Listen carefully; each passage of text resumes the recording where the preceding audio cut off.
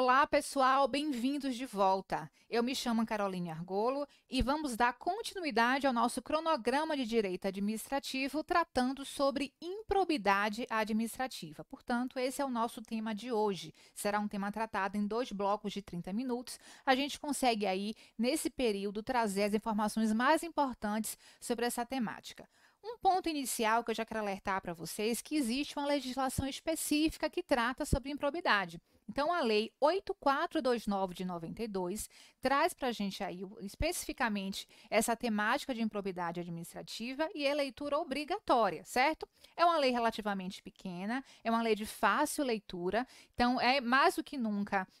São características aí que colaboram para que essa leitura ela seja de forma imediata. Inclusive, eu sugiro que vocês leiam, enfim, vocês acompanhem a aula de hoje com a legislação ao lado para possíveis anotações. E assim que a gente concluir a aula, que vocês façam a leitura completa dessa lei. É óbvio que nós vamos trazer aqui complementações doutrinárias, nós vamos trazer aqui considerações dos tribunais, mas é importantíssimo que vocês tenham aí essa leitura, coloque como meta essa leitura e releitura, porque vocês vão conseguir sim fixar todo o conteúdo de improbidade, ou pelo menos boa parte do conteúdo que é cobrado em concurso a partir da legislação, a partir da leitura da lei seca propriamente, claro, aqui considerando as complementações que nós traremos à aula de hoje, tá bom?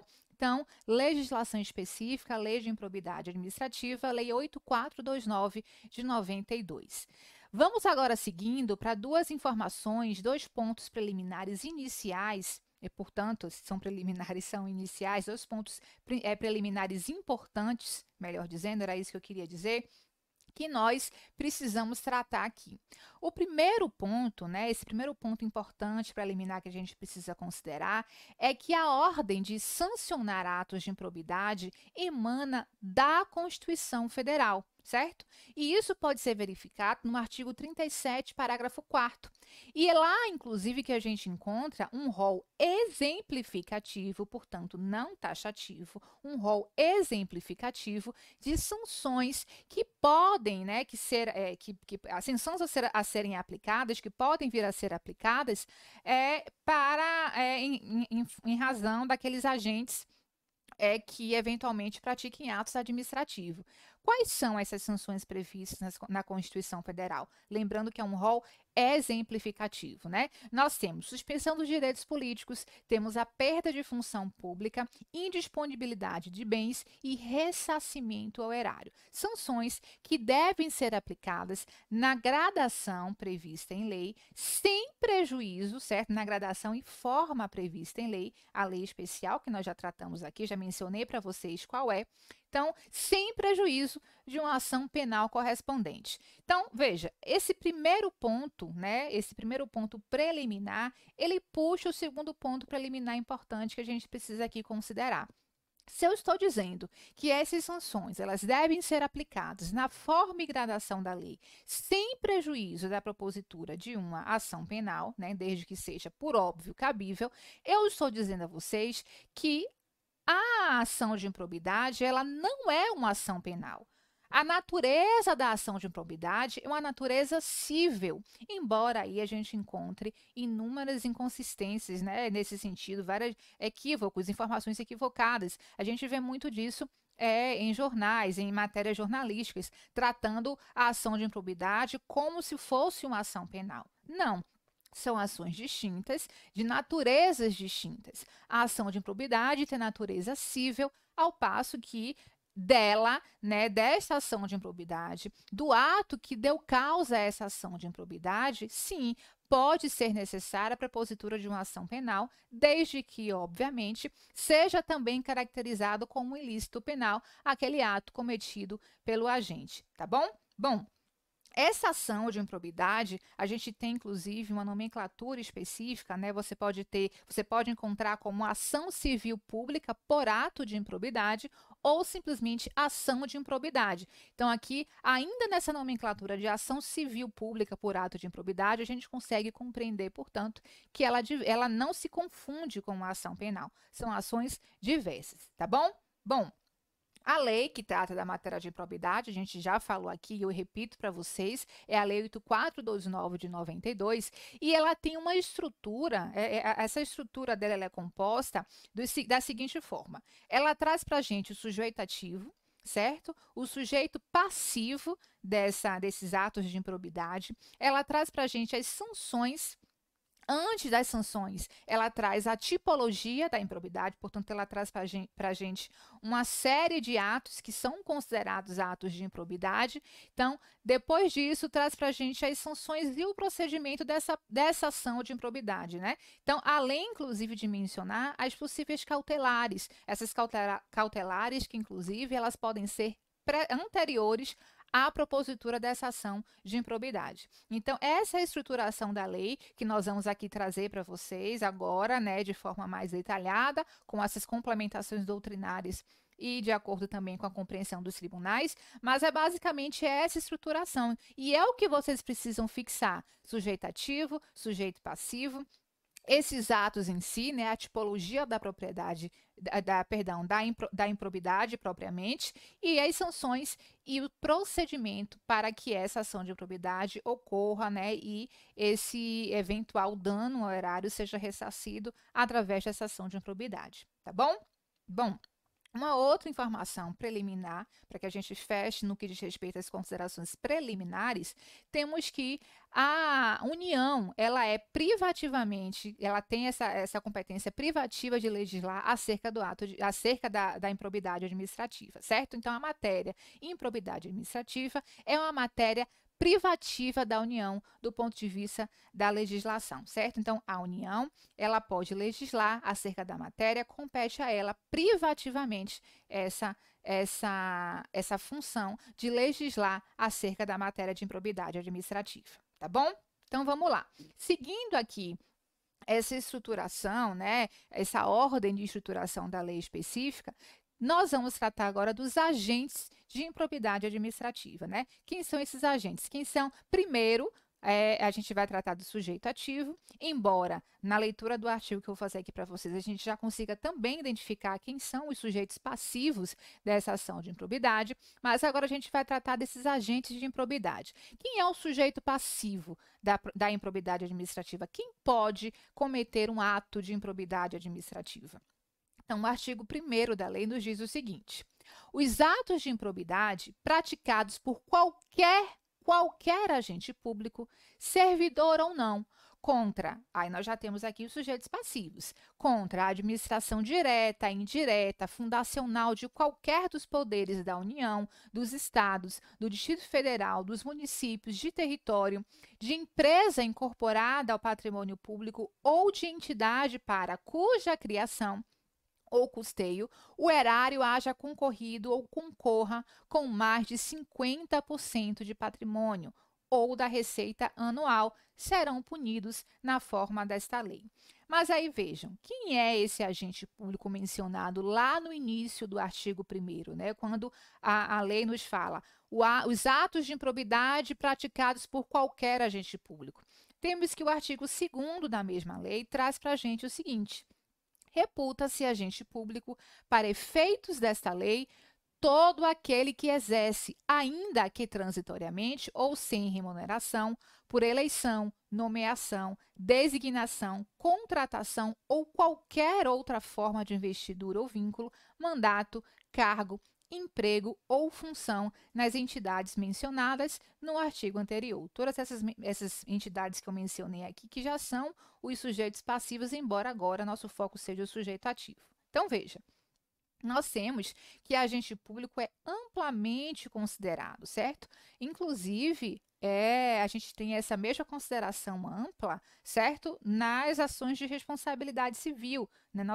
A gente tratou sobre isso na aula de responsabilidade civil, que também tem uma percepção ampla de quem é o agente público. Aqui, nas ações de improbidade, né, nesses atos de improbidade, temos também uma percepção bastante ampla de quem pode ser considerado agente público, de quem pode vir a ser processado em razão de atos de improbidade, tá bom? Bom, em relação a esse sujeito, nós temos aqui algumas considerações que merecem atenção. A primeira consideração está relacionada ao posicionamento do STF, que tem firmado o entendimento de que o agente político, vejam bem, o agente político que responde por ato de responsabilidade nos moldes previstos na Constituição Federal, ele não está sujeito à legislação de improbidade. Ele não está sujeito às sanções de improbidade, portanto, ele não deve ser processado por um ato de improbidade, aquele que responde, o agente político, que responde por ato de responsabilidade na forma da Constituição. Porque isso caracterizaria, diz o STF, bis in idem, já que ambas as ações, a de responsabilidade e a de improbidade, têm natureza cível. Agora, em sentido diverso, temos o STJ. O STJ, ele afirma, ele, na verdade, reafirma o seu entendimento no sentido de que, excetuada a hipótese de atos de improbidade que sejam praticados pelo presidente da República e ministros de Estado, mas vejam, em crimes conexos cometidos pelo presidente, certo? Não há qualquer impedimento para que agentes políticos respondam por crimes de responsabilidade e por atos de improbidade, tá bom? O STJ entende aí que pode haver, sim, essa dupla, esse duplo processo, né? Essa dupla responsabilização. Ele considera que, excetuada essa hipótese de presidente da República, de atos de improbidade praticados por presidente da República e ministros de Estado, em crimes conexos cometidos pelo presidente, excetuada essa hipótese, não há qualquer óbice para essa responsabilização, para essa dupla responsabilização, tá bom?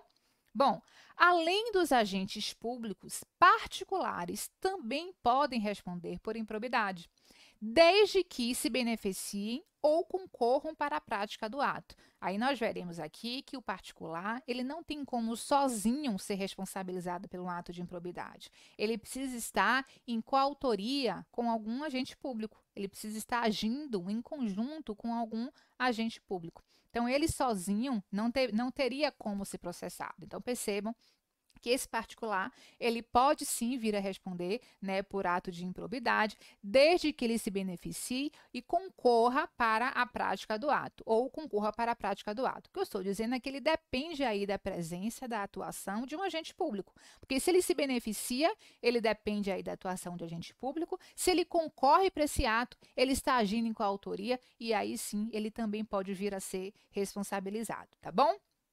E mais, ainda de acordo aí com esse agente, né, com esse sujeito ativo, a ideia é que, de acordo com o STJ, o dolo, vejam bem, o dolo deve ser o elemento caracterizador dos atos de improbidade, exceto nos casos onde houver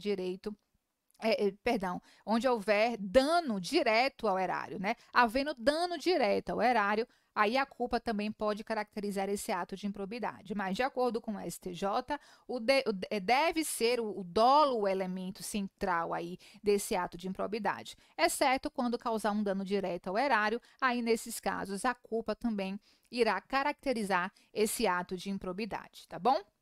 Bom, e o sujeito passivo, nós já mencionamos aqui, eu vou apenas replicar para vocês, porque está lá previsto também no artigo 1º da lei, a administração direta, indireta, fundacional ou autárquica de qualquer dos poderes da União, dos estados ou municípios, ou ainda contra as empresas incorporadas, municípios, nós temos também Distrito Federal, territórios, ou contra as empresas incorporadas ao patrimônio público, bem como entidades privadas que recebam dinheiro público para custeio ou formação de capital, respeitando ali aquele 50% mencionado pela lei, tá bom?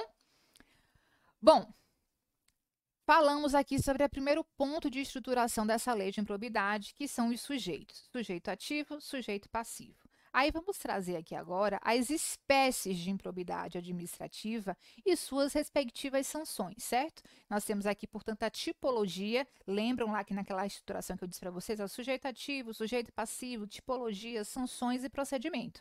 Agora, nós já tratamos sobre o sujeito ativo e passivo, agora a gente vai tratar sobre essa tipologia e suas respectivas sanções, certo? Bom, aí eu já destaco, já peço que vocês destaquem aí nessa lei que vocês estão acompanhando, né, que eu pedi que vocês trouxessem, para que vá marcando, coloque observações, depois faça essa leitura completa. Artigos 9, 10, artigos 9, 10 e 11 da Lei de Improbidade é o que a gente vai focar aqui agora. A gente não vai fazer, claro, uma leitura completa desses artigos, porque não é necessário, na verdade, não é adequado para este momento aqui da aula, né? Nós ficaríamos muito tempo fazendo essa leitura, mas, mais uma vez, eu repito aqui que vocês precisam fazer essa leitura completa da lei para cumprir. É uma leitura rápida, uma leitura simples, e é mais do que necessária para que vocês fixem essa temática, né, de improbidade administrativa propriamente. Bom, vamos lá. Então, o ponto agora é espécies de improbidade administrativa e suas respectivas sanções. De forma ampla, nós temos, né, considerado aqui de maneira, a gente vai tratar de alguns exemplos específicos de atos de improbidade, mas assim, de maneira abrangente, nós temos que ações ou omissões que geram enriquecimento ilícito em detrimento da função pública. Então, ações ou omissões que geram enriquecimento ilícito em detrimento do Estado, em detrimento da função pública, temos que esses atos, eles podem ser encaixados aqui nessa perspectiva de atos de improbidade. Temos ainda que ações ou omissões dolosas ou culposas que causam dano ao erário. Então, temos, portanto, ações ou omissões que geram enriquecimento ilícito, certo? Em detrimento da função pública. E, ponto 2, ações ou omissões dolosas ou culposas que causam dano ao erário. E temos ainda ações ou omissões que atentam contra os princípios da administração pública. Então, perceba que eu tenho aqui uma vasta possibilidade de encaixar um ato de improbidade, né? de encaixar determinada conduta como um ato de improbidade. Porque a lei ela é bastante ampla, ela traz para a gente exemplos, ela traz nesses artigos 9, 10 e 11 que eu mencionei para vocês, um rol exemplificativo. Por que um rol exemplificativo? Porque qualquer outra conduta, ainda que não prevista expressamente nesses artigos, mas que se encaixem aí nesse critério que nós falamos agora há pouco, de ação ou omissão que cause enriquecimento ilícito em detrimento, que gere enriquecimento ilícito em detrimento do Estado, uma ação ou omissão que cause diretamente um dano ao erário, seja ele doloso ou culposo, uma ação ou omissão que fira os princípios da administração pública. Então, todas essas situações aí, portanto, de forma amplamente consideradas, qualquer atitude que se encaixe em um desses critérios, nós teremos, assim, um ato de improbidade. Então, volto a dizer que o rol que os artigos trazem para a gente, deixa eu só acompanhar o tempo, o rol que esses artigos trazem para a gente é um rol exemplificativo, tá bom? Então, vamos lá. As sanções, e é importante também que a gente fale sobre isso, eu vou trazer para vocês daqui a pouquinho alguns exemplos de atos que estão previstos aí nesses artigos, mas antes disso, tenham também em mente que as sanções que são previstas em lei não devem ser necessariamente aplicadas de forma cumulativa, tá? Cabendo uma análise do caso concreto por parte, claro, do magistrado. Então, respeitando o princípio da proporcionalidade, a sanção deve ser imposta. Que não é, portanto, todas aquelas sanções previstas na Constituição Federal, cuja forma e gradação está ali incerta na legislação, que deve ser aplicada de forma cumulativa, não. Obviamente, vai ser analisado o caso concreto e deve ser visto de acordo com a proporcionalidade, deve ser aplicada essa sanção, que seja uma sanção, portanto, proporcional, adequada ao ato que foi praticado. Agora, voltando aqui para essa tipologia, né, para esses atos que são considerados como atos de improbidade, lembrando que é um rol exemplificativo, temos que eles constituem, vocês verão, quando vocês fizerem essa leitura completa e necessária que eu já mencionei para vocês verão que eles constituem uma gradação. Né? E da leitura vocês conseguem compreender que ali o que está o primeiro ato considerado no artigo é um ato considerado mais grave de todos, ao passo que o último ato nós temos aí um mais leve. Cada um desses artigos trazendo, mais uma vez, um rol exemplificativo, mas vocês verão que na distribuição dos incisos, a gente consegue perceber aí que o primeiro inciso traz um ato gravíssimo, ao passo que o último inciso traz para a gente também um ato de improbidade, mas já com uma carga mais leve. Por exemplo, O artigo 9º, tá? Eu já disse para vocês que a gente não vai fazer a leitura completa aqui do artigo, porque não é o momento para isso, mas eu trouxe para vocês aqui o artigo 9º. A gente vai, na verdade, tratar rapidamente do artigo 9º, 10 e 11, para que vocês consigam concluir, considerar aqui e compreender, a palavra que eu quero utilizar é essa, compreender o que eu quero dizer, com essa gradação, né? Quando a gente tem lá o primeiro inciso trazendo a conduta mais grave, ao passo que o último traz algo, também um ato de improbidade, mas considerado mais leve. Aí vamos lá. Acompanhem comigo na legislação. Artigo 9º.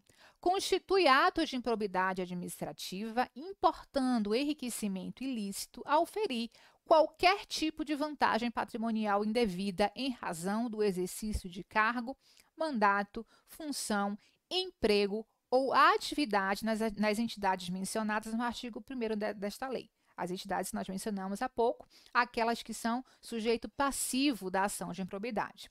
Aí veja, vamos ver os exemplos que esse artigo 9º nos traz. O inciso 1 traz o seguinte: receber para si ou para outrem dinheiro, bem móvel ou imóvel, ou qualquer outra vantagem econômica, direta ou indireta, a título de comissão, percentagem, gratificação ou presente de quem tem interesse, direto ou indireto, que possa ser atingido ou amparado por ação ou omissão decorrente das atribuições do agente público. Então, este é o ato que está ali, incerto no inciso 1 do artigo 9º. No último inciso do artigo 9º, nós temos usar em proveito próprio, no inciso 12, usar em proveito próprio bens, rendas, verbas ou valores integrantes do acervo patrimonial das entidades mencionadas no artigo 1º desta lei. Então, a ideia aqui trazida é que neste artigo 9º nós temos uma gradação considerando aí esse inciso 1º algo mais grave, né, ao passo que esse inciso 12 traz um ato também de improbidade, que deve ser igualmente processado, né, que também dá ensejo aí a essa ação de improbidade, mas que é um ato considerado um pouco mais leve, certo? Daí, por que é importante essa verificação? Porque, obviamente, a gradação dessa conduta, ela vai refletir na sanção, ou deve refletir na sanção que é imposta, considerando aí a necessidade da análise do caso concreto e uma sanção que seja proporcional ao ato que foi praticado. Já no artigo 10, nós temos o seguinte: constitui ato de improbidade administrativa, perdão, que causa lesão ao erário, qualquer ação ou omissão, dolosa ou culposa, que enseje perda patrimonial, desvio, apropriação, dilapidação dos bens das entidades referidas no artigo 1º desta lei. Então, veja que eu estou sempre fazendo referência aos sujeitos passivos que nós já mencionamos, e veja que aqui nesse artigo 10, ele traz para a gente, vou destacar aqui agora para vocês, o inciso 1 e o inciso 21. Aí, vamos lá. Inciso 1. Facilitar ou concorrer por qualquer forma para incorporação ao patrimônio particular de pessoa física ou jurídica de bens, rendas, verbas ou valores integrantes do acervo patrimonial das entidades mencionadas no artigo 1º desta lei. Aí já o inciso 21 traz para a gente: liberar recursos de parcerias firmadas pela administração pública com entidades privadas, sem a estrita observância das normas pertinentes ou influir de qualquer forma para a sua aplicação irregular. Então, percebam que aqui a perspectiva também é esta.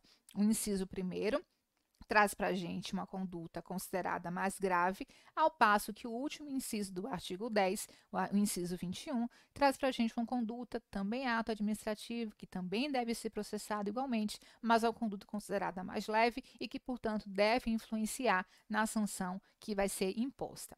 Já o artigo 11 traz o seguinte: constitui ato de improbidade administrativa que atenta contra os princípios da administração pública qualquer ação ou omissão que viole os deveres de honestidade, alguns princípios, né? A gente mencionou isso, né, de forma genérica, de que o que é que pode ser considerado um ato de improbidade administrativa.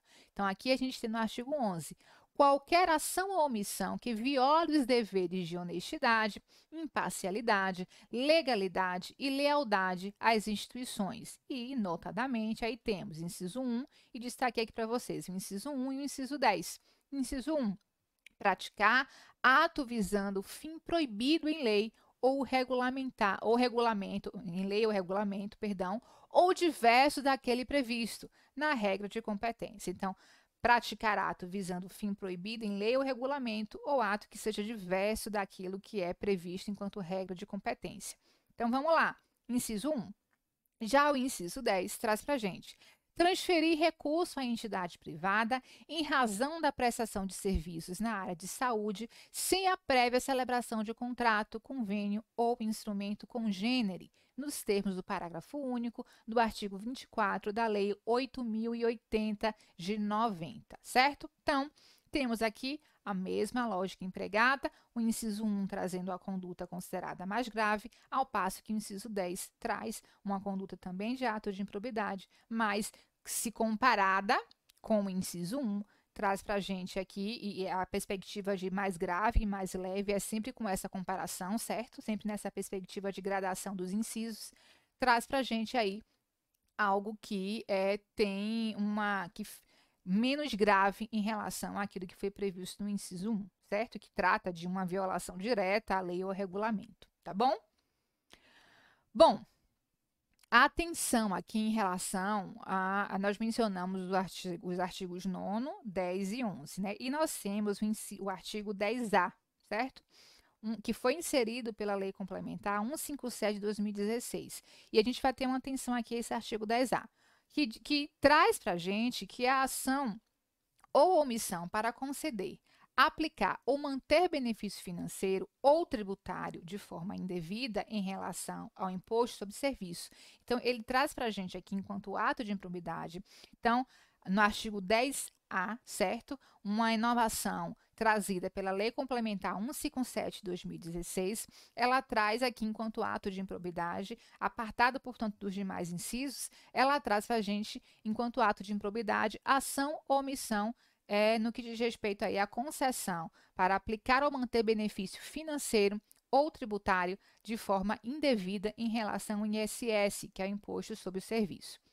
Nesse caso aqui, de acordo com o artigo 12, o artigo 12, inciso 6 da Lei de Improbidade Administrativa, as sanções que podem ser impostas são as seguintes: perda de função, tá? Suspensão dos direitos políticos de 5 a 8 anos, multa até 3 vezes o valor do benefício, né, desse benefício financeiro que foi auferido por aquele agente, e, claro, o ressarcimento ao erário caso haja aí danos que são danos causados aí, que foram danos causados por essa conduta. Não obstante esse silêncio legislativo, não obstante o artigo 12, inciso 6, não traga para a gente expressamente, mas isso é uma decorrência lógica. Se há um dano erário, o Estado ele tem o poder-dever de buscar esse ressarcimento, tá bom? Então, essa é a observação relacionada aí ao artigo 10A. A gente vai começar a tratar sobre o procedimento da ação civil pública por atos de improbidade, certo? Ou simplesmente ação de improbidade, conforme nós vimos no início, né, da nossa aula. Nós vamos começar aqui agora, mas apenas realmente introduzir o assunto, porque a gente já está terminando o bloco, e aí a gente já começa o bloco posterior tratando especificamente, o nosso segundo e último bloco, tratando melhor acerca desse procedimento da ação civil, trazendo quais são os detalhes dessa ação civil de improbidade ação civil por ato de improbidade administrativa. A gente vai tratar aqui considerando o seguinte: ela pode, a primeira informação, né, para que a gente feche aqui o primeiro bloco e já passe daqui a pouquinho para o nosso bloco 2, essa ação de improbidade, ela pode ser proposta pela pessoa jurídica lesada, certo? Um daqueles sujeitos passivos que a gente já mencionou, que estão lá previstos no artigo 1º da Lei de Improbidade. Então, ela pode ser proposta tanto por essa pessoa jurídica lesada, aí, neste caso, quando ela é proposta pela pessoa jurídica lesada, o Ministério Público, ele atua como um fiscal da lei, como pode ser proposta pelo próprio Ministério Público, né? E aí, nesse caso, a lesada, a pessoa lesada, o sujeito passivo diretamente, ele vai atuar como um litisconsorte ativa, tá bom? Então, primeira informação, essa ação de improbidade, ela pode ser proposta tanto pela pessoa lesada, né, um daqueles sujeitos passivos que nós mencionamos lá no artigo 1º, ou melhor, que nós mencionamos no início da aula, está lá incerto no artigo 1º da Lei de Improbidade. Neste caso, o Ministério Público irá atuar como um fiscal da lei. E temos ainda que pode ser proposta pelo próprio Ministério Público. E aí, neste caso, essa pessoa que foi lesada, esse sujeito ativo, esse sujeito passivo, ele irá atuar como litisconsorte ativa. Tá bom? Bom, a gente encerra esse primeiro bloco aqui. Daqui a pouquinho a gente volta para concluir nossa temática de improbidade administrativa e dar prosseguimento aqui mais especificamente nesse tópico, né, que nós falamos sobre o procedimento em si dessa ação civil de improbidade. Tá bom? Até daqui a pouquinho.